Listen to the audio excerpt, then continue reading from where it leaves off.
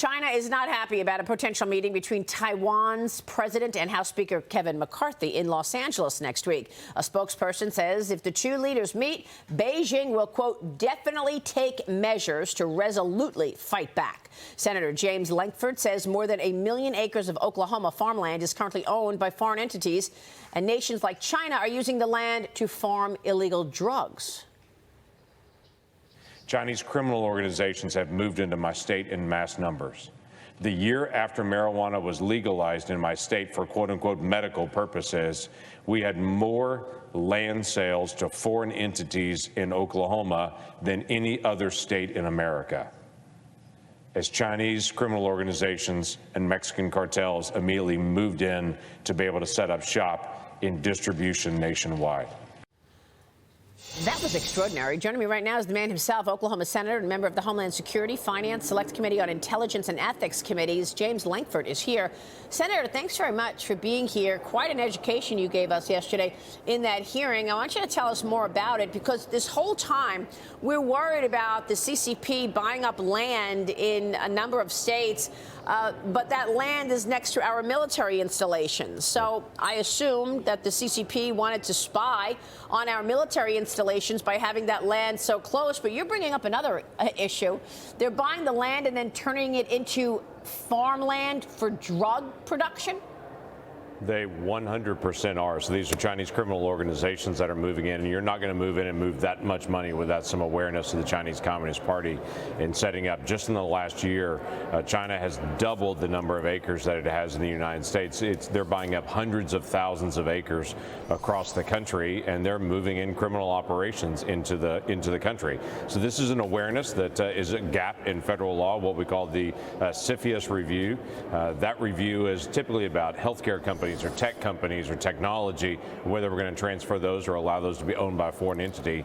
But agricultural land is left out of that review. I'm trying to change that to say we've got to be attentive to what China is currently trying to do in our country. Well, of course you should change that. You have to move to change that. Thanks for your leadership on this. But, Senator, are you and your colleagues making a difference here? Because we talk about China and its goals every single day, and the fact that they have become inside the gates, as Mike Pompeo says it. They are, in fact, inside the gates of America, whether it be infiltrating our academia, our universities, Hollywood, corporate America, and they're doing so while also conducting sinister moves, whether it be producing the underlying chemicals for fentanyl, what you're saying, buying up land and creating drug farms. What are we doing as a country to stop communist China from moving forward on all of these goals to overtake the United States as the #1 superpower?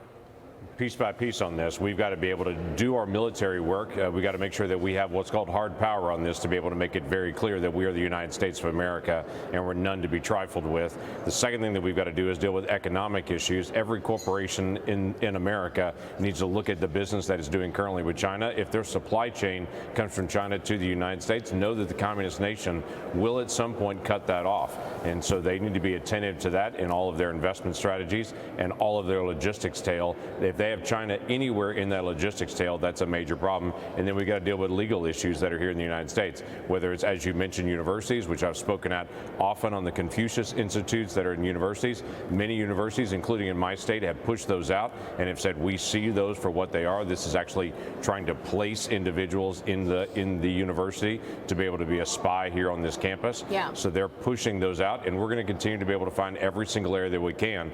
We've got to take world leadership back again and to be able to say we're the United States in foreign policy and in economic power. Well, Senator, I guess what I'm asking you is, why is this so hard?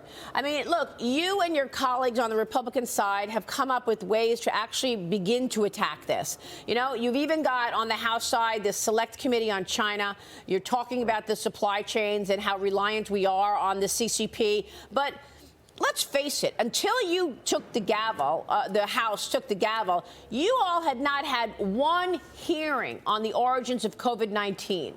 What is going on with your colleagues on the Democrat side? Why has this been so hard to actually take a stand against communist China? Yeah, they refused to actually take a stand against communist China until recently, and now suddenly it's become a bipartisan issue, I think, because it's so incredibly obvious and the American people see it.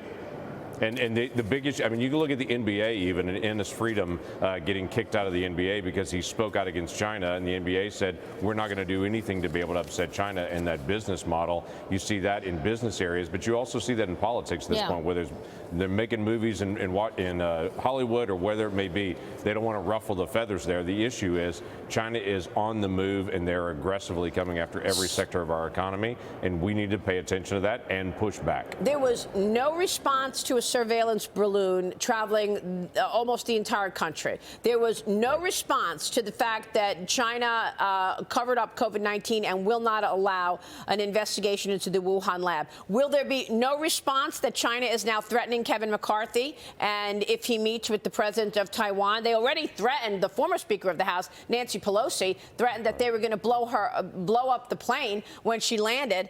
And all we keep hearing from this administration is we do not seek conflict with China. Really?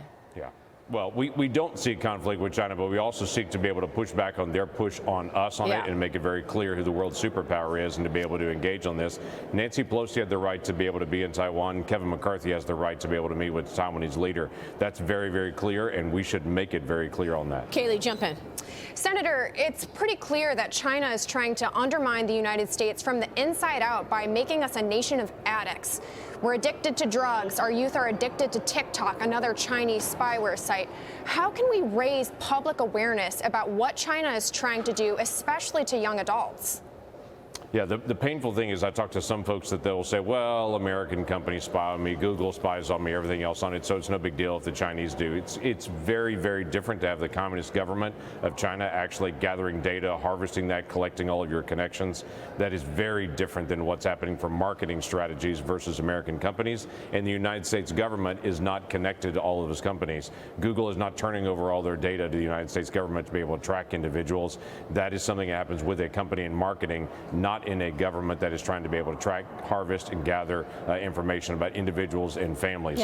So it is very, very different what's happening. A lot of this is going to be information and people being aware. And quite frankly, it still goes back to American companies that are doing business in China and that have their logistics tail there. They have got to pay attention to that and start actively moving their logistics and all their manufacturing out of China, because there will be a day that China will cut that off, and people should watch and see when Russia invades Ukraine, it was that week everything was cut off in Ukraine. If China invades Taiwan, it will be that week that everything is cut off in China, and every American company needs to be prepared for that. Yeah, and instead, our policies have all the major indexes include Chinese companies, and money managers are pretty much funding the expansion of communist China. These companies are also in the thrift fund, which is the 401k, the retirement for government employees, which is also incredible to me. Senator, we're going to keep a spotlight on it. Thank you, sir.